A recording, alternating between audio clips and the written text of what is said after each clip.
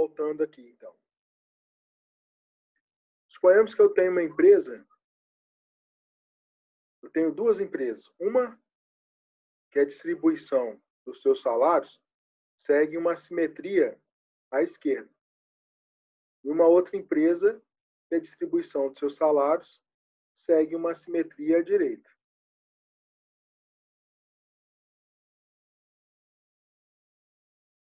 Qual das duas empresas será melhor de se trabalhar?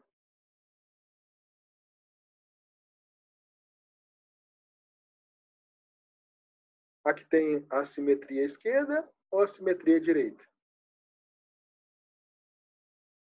Qual das duas empresas vai ser melhor de se trabalhar em relação a salário?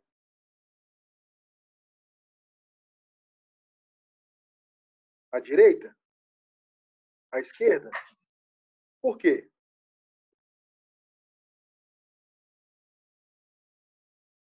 Eu ficaria também com a direita. Por que a direita?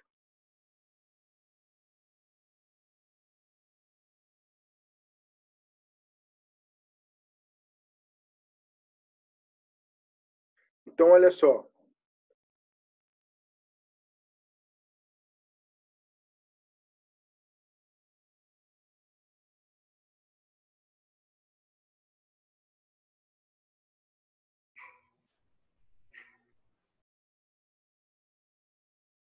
Então, vamos raciocinar aqui. A minha empresa não é uma empresa que apresenta baixa desigualdade entre os salários. Porque se ela fosse uma empresa com baixa desigualdade, ela apresentaria uma distribuição simétrica. Ela é uma empresa que apresenta muita variabilidade entre os valores. Então, a distribuição dela é assimétrica. Olha só. A distância entre os extremos ela é muito maior nas distribuições assimétricas do que na distribuição simétrica.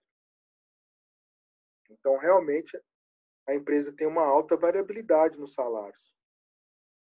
Mas o que acontece quando eu tenho uma distribuição assimétrica à esquerda? Eu tenho uma frequência elevada de salários aqui, ó, mais elevados.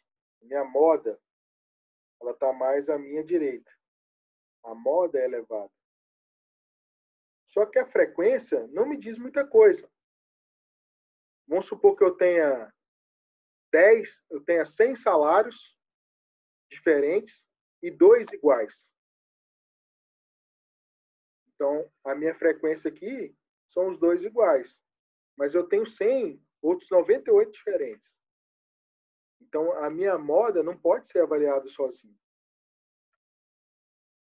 Por outro lado, a minha média salarial é baixa. E a minha mediana também é baixa na simetria esquerda. Então, a maior parte dos salários estão divididos aqui, ó, na mediana. Metade dos cargos tem salário aqui à minha direita, metade dos salários tem salário à minha esquerda. Né? Mas aonde está essa mediana? Eu não sei. Se ela está aqui, se ela está aqui, se ela está mais próxima da frequência ou mais distante da frequência, na minha simetria esquerda. Agora, na minha simetria direita, eu sei que a minha média é alta e que a minha mediana também é alta. Se a minha mediana e minha média é alta, significa que a maior parte dos salários estão localizados numa distribuição de valores maiores. Então, a simetria direita, a mediana e a média, elas são mais altas. Então, a associação dessas duas aqui me mostra que a maior parte dos salários estão localizados aqui numa região de maior valor. A possibilidade de ganhar mais talvez seja na empresa com a simetria direita.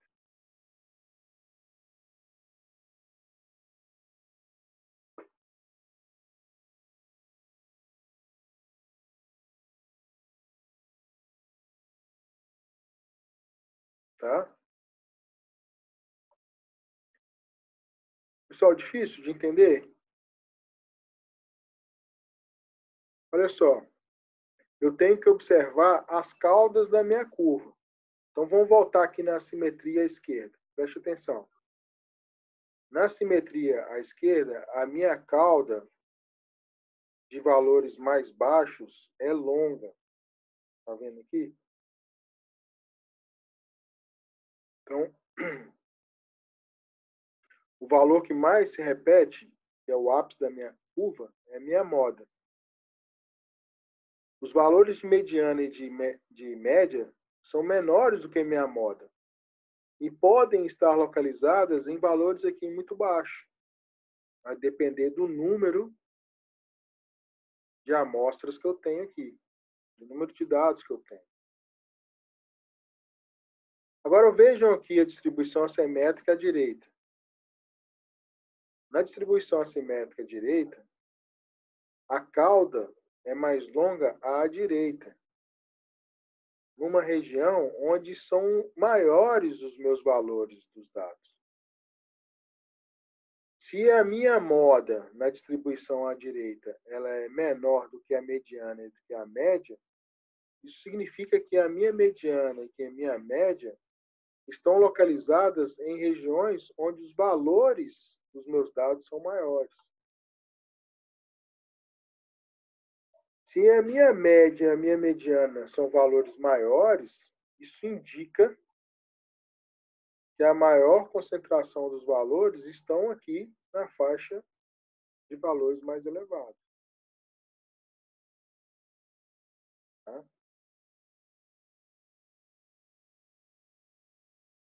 A possibilidade de ganhar salários mais elevados está desse lado aqui. Ó. A gente tem que entender as curvas e dentro da curva, nesse espaço vazio aqui dentro das curvas, é onde estão distribuídos os meus dados. Então, a maior parte dos meus dados está distribuído da moda para a direita, na simetria direita, que são valores mais altos. Na simetria esquerda, a moda, os dados estão distribuídos da moda para a esquerda, que são valores mais baixos.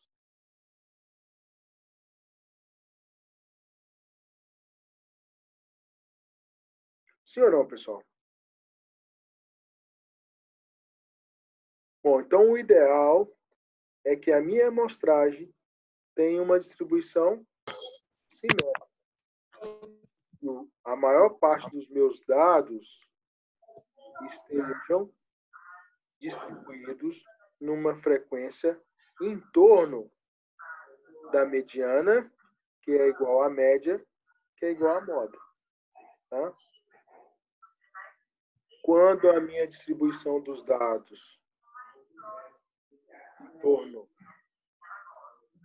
do dado de maior frequência, que é a minha moda, se concentra à esquerda da moda, isso abaixa a minha mediana e abaixa a minha média, tornando a minha média mínima.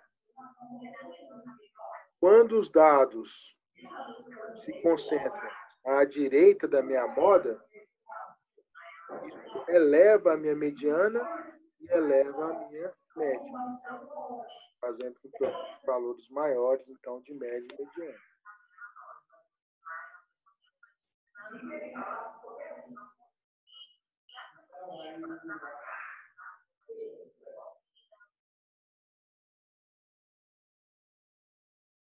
Pessoal, tudo bem?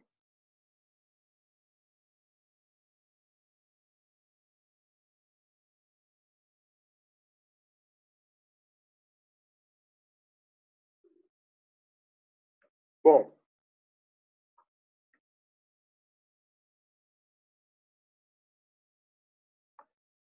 as medidas de posição, então, demonstram para mim que a distribuição ela é simétrica ou assimétrica.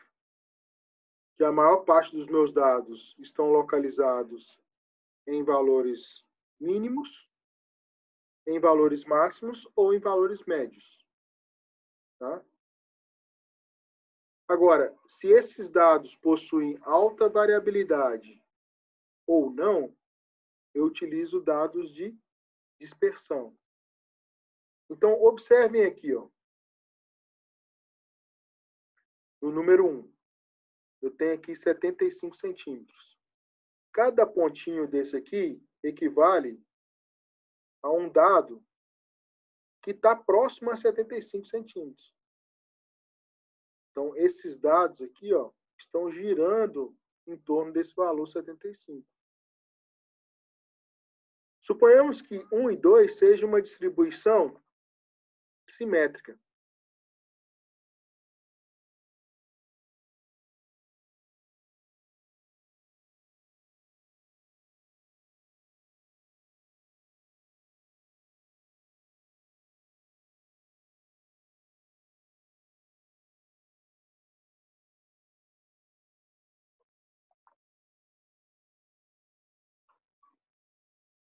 Então, olha só.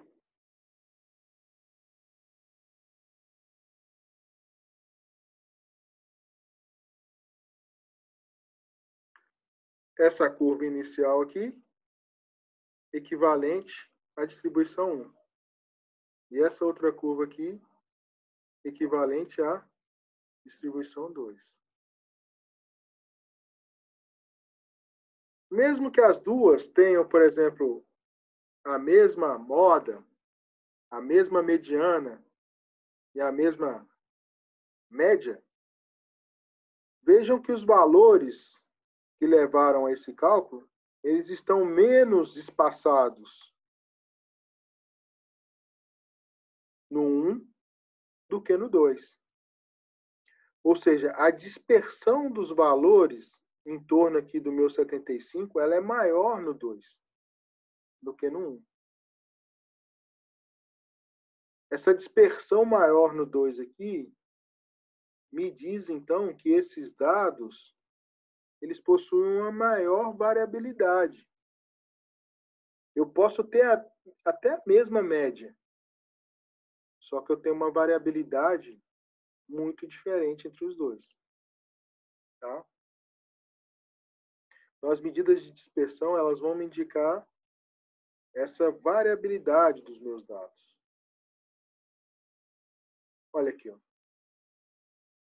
Então, medidas de dispersão são medidas que se distanciam ou se dispersam da média, dizendo se a distribuição é mais ou menos homogênea, ou se ela é mais heterogênea.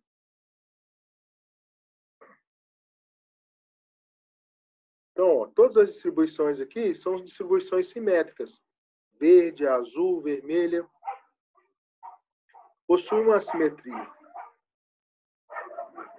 Só que vejam que essa distribuição simétrica vermelha aqui, ó, os dados estão muito próximos da minha média. Isso significa, então, que esses dados possuem baixa variabilidade. Na azul aqui, ó, os dados estão já um pouco distantes da minha média, diminuindo então aumentando a minha variabilidade. E olha aqui no verde, ó, os dados estão ainda mais distribuídos ao longo da minha média, mais dispersos da minha média, o que aumenta ainda mais a minha variabilidade. Então, as medidas de dispersão mais utilizadas é a variância e o desvio padrão. Essas medidas de variância e desvio padrão, elas medem o grau de variabilidade, então, da minha amostra. Quanto que os meus dados estão se distanciando da minha média, ou estão se dispersando da minha média, afastando da minha média. Isso me dá uma ideia de variabilidade. Então, olha lá, o salário médio pago na minha empresa é de R$4.000, com desvio padrão de R$3.000. Então, posso ganhar entre R$1.000 e R$7.000. Vejam que a conversa aqui ficou diferente novamente. Né? Então, olha lá. Se eu estou medindo variabilidade, eu posso determinar se uma amostra ela é mais ou menos homogênea. Então, imagine essas três turmas aqui, ó, turma A, B e C. Na turma A, eu tenho alunos com idade entre 15 e 17.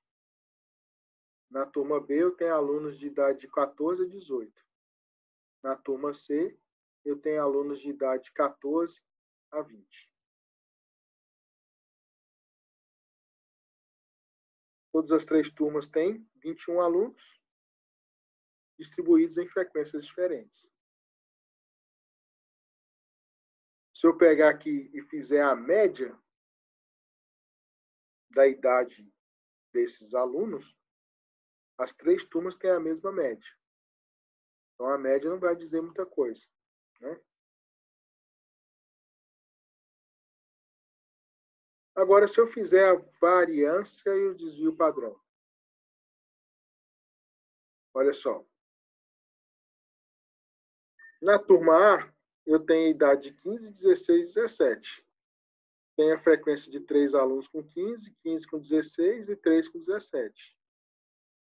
A média de idade para a turma A é 16. Quem tem 15 anos está desviando da média um ano para baixo. Então, 15 menos 16, menos 1. Então, 15 é menos 1 a média. Quem tem 16 está na média. Quem tem 17 está um ano acima da média. Então, 17 menos 16, 1. Se eu pegar esses valores aqui e transformar eles em positivo, menos 1 ao quadrado, 0 ao quadrado, 1 ao quadrado. Eu tenho 1, 0 e 1. Se eu fizer a soma da minha frequência vezes o meu desvio ao quadrado e dividir isso pelo total de alunos, eu tenho a minha variância. Então, variância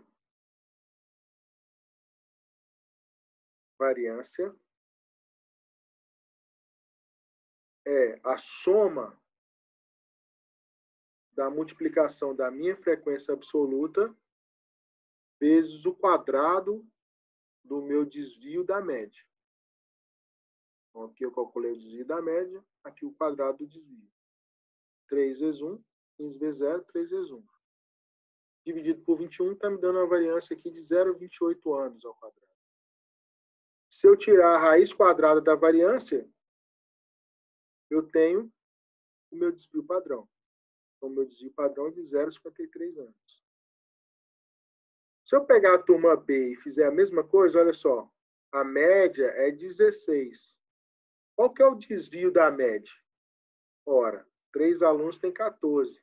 14 está desviando 2 anos para baixo da média. Então, 14 menos 16 menos 2. Tenho 7 alunos com 15.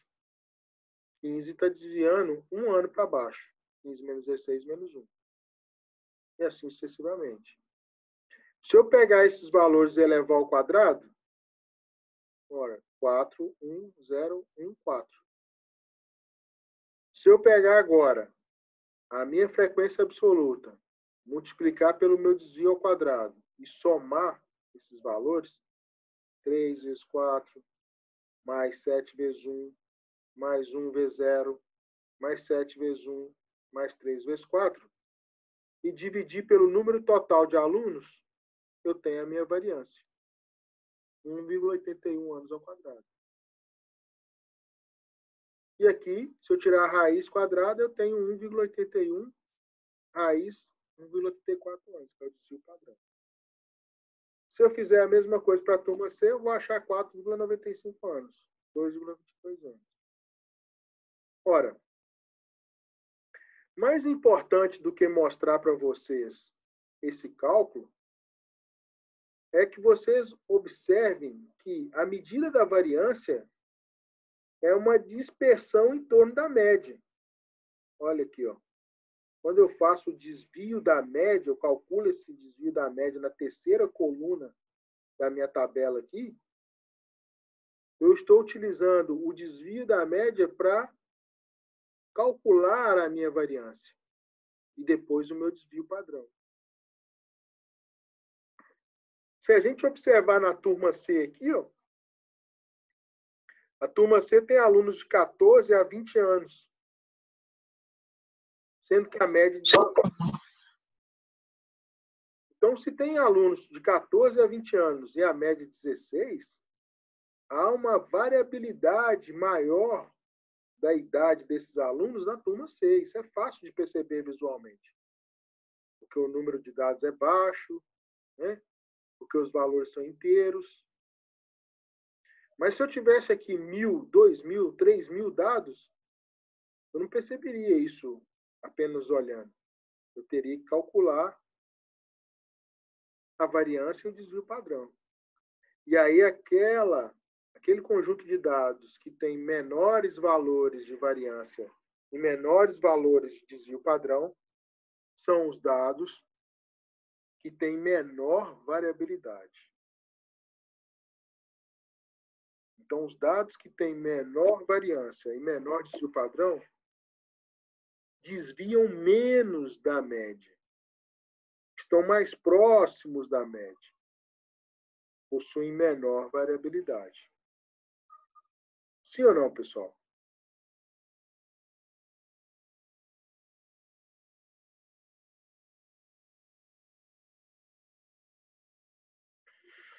Então, olha só, aqui estão as duas fórmulas da variância e do desvio padrão.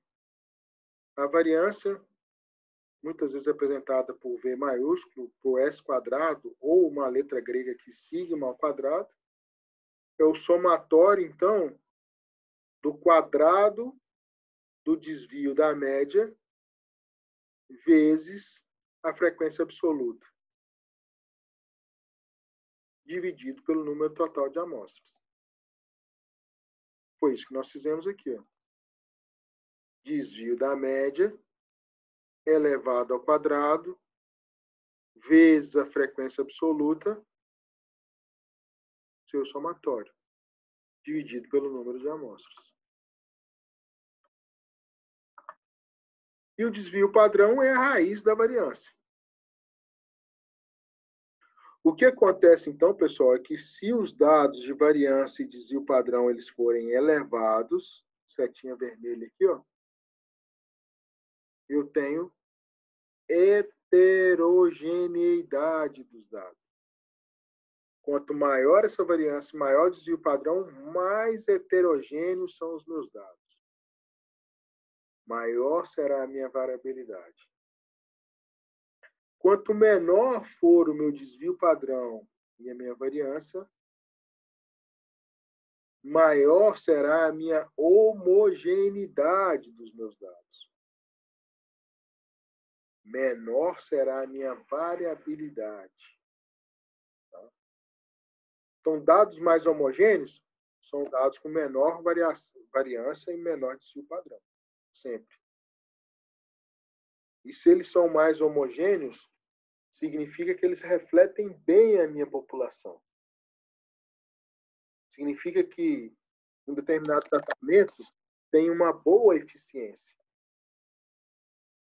O contrário, se forem dados muito heterogêneos, resultados muito heterogêneos, significa que os meus dados não refletem muito bem a população. Ou o meu tratamento não tem elevada eficiência. Para um dá certo, para outro não dá. Para um dá mais ou menos. Então, essa variabilidade ela é ruim, muitas vezes, para a interpretação dos dados. Bom, agora é com vocês aí, ó. Vou deixar disponível esses slides, pessoal, lá no portal, a partir de agora, junto com as gravações das aulas no YouTube. E aí vocês deem uma olhada. Tem algumas atividades aqui a serem feitas com as suas respostas. Tentem fazer essas atividades e aí na próxima aula eu resolvo com vocês e discuto com vocês como que a gente pode calcular isso na calculadora ou no Excel, tá? Se vocês quiserem seguir esse passo a passo aqui na calculadora de vocês ou no Excel, vocês vão ver que é bem simples de fazer. Então, tentem fazer isso em casa como uma atividade aí para casa. Tá certo? E aí eu vou parar a aula aqui por aqui hoje, tá? Medidas de posição e medidas de dispersão. Beleza?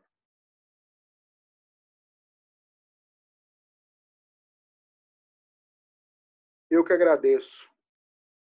E até semana que vem, então. Um abraço para vocês, pessoal.